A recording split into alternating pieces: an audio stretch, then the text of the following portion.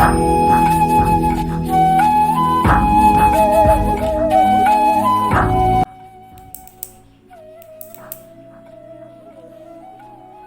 दुख क्यों सहते हैं?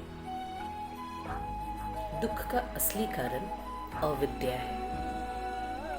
अविद्या क्या है? अपने वास्तविक स्वरूप को ना पहचानना ही अविद्या है।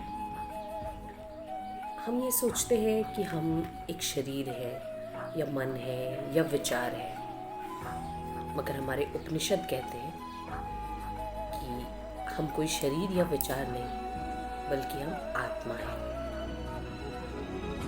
अविद्या हमें दुख क्यों देती है?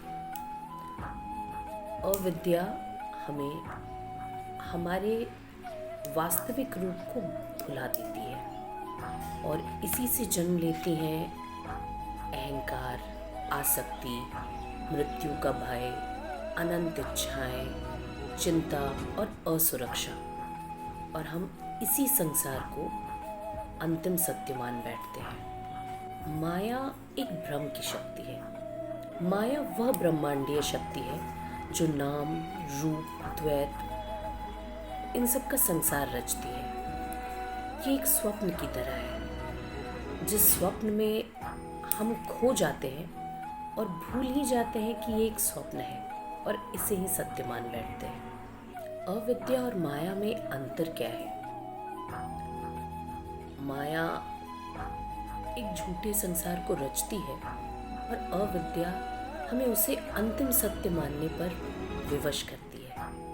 दुख माया से नहीं होता, दुख इसलिए होता है कि हम अविद्या के कारण इसी संसार को परम सत्य मान लेते हैं। इसका एक सरल उदाहरण यह है, जब हम कोई फिल्म देखते हैं तो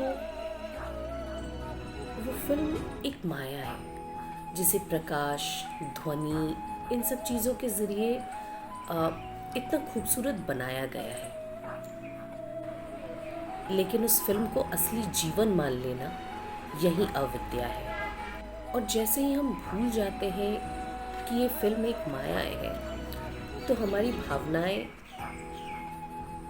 हमें अपने वश में कर लेती हैं। तो इस अविद्या से बाहर आने का तरीका क्या है? आत्मज्ञान, सेल्फ नॉलेज।